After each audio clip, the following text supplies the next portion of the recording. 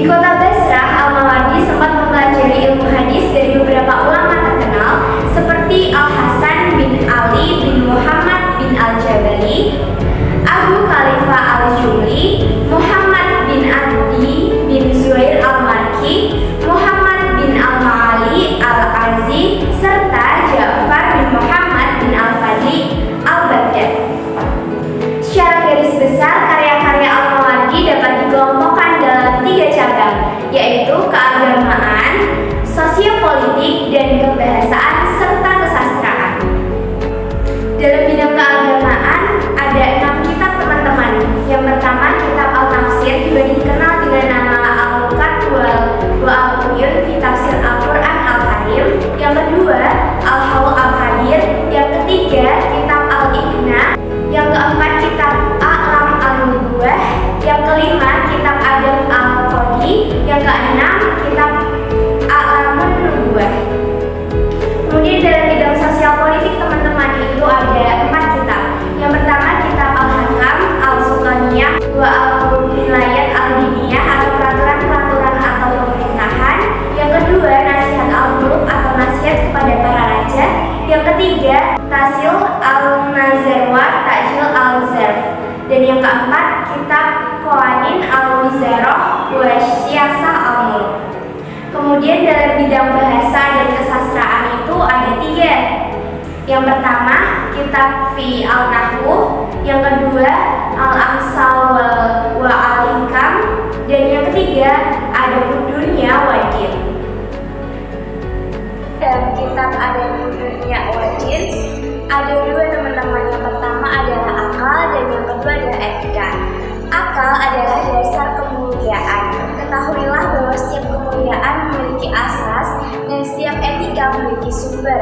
Asas kemuliaan dan sumber etika adalah akal yang menjadikan Allah sebagai fondasi agama dan penopang dunia. Maka dari itulah Allah membagi kategori ibadah pada manusia. Yang kedua adalah etika ilmu. Ilmu adalah sesuatu yang paling mulia bagi orang yang menginginkannya, paling utama bagi orang yang mencarinya, dan paling bermanfaat yang dihasilkan oleh orang yang berusaha. Sisi pendidikan yang cukup menarik perhatian dalam konsep pendidikan Al-Mawardi adalah sikapnya yang sangat mementingkan ilmu dalam pembelajaran. Menurut Al-Mawardi, ilmu lebih mulia dari sesuatu yang paling mulia.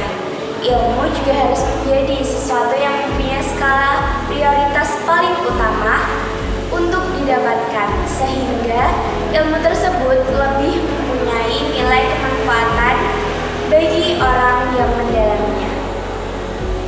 Al-Mawardi melanjutkan bahwa ilmu yang telah dicapai oleh seseorang akan memunculkan kualitas yang unggul dalam diri seorang tersebut.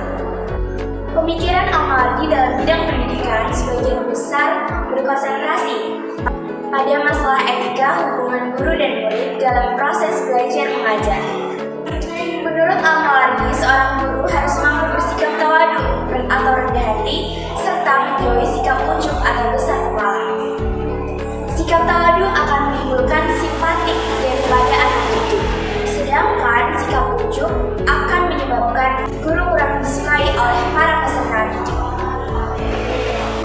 Relevansi pemikiran Al-Mawardi di zaman sekarang adalah nilai-nilai pendidikan Islam antara batasan guru dengan murid di sekolah berkaitan dengan akhlak, rendah hati atau tawaduk kepada peserta didik.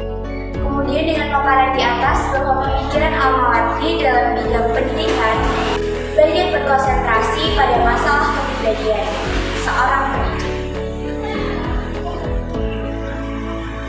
Kepribadian inilah yang tampaknya paling utama harus ditonjolkan. Sebenarnya seorang pendidik bukan hanya memiliki kepribadian yang baik saja, tetapi harus mampu dengan latar belakang ilmu keguruan dan penguasaan yang baik terhadap materi pelajaran yang akan diajarkan. Namun jika hal tersebut dibandingkan dengan kepribadian, tampaknya Al-Mawardi ini lebih mengutamakan aspek kepribadian.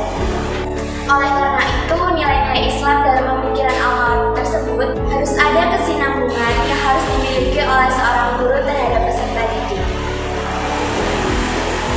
Tentunya di dalam ranah sarana sekolah atau lembaga pendidikan pada umumnya. Kemudian, seorang guru tidak hanya sebatas memberikan materi saja, melainkan tugasnya sebagai pembimbing, mengarahkan, serta memberikan keteladanan. Selain itu, juga harus memiliki ketulusan hati dalam mendidik agar siswa-siswi dapat mencapai cita-citanya. Sekian pemaparan materi dari kelompok 3. Mohon maaf jika banyak kekurangan dan terima kasih atas segala perhatian. Akhirul kalam, wabillahi taufiq wal hidayah. Wassalamualaikum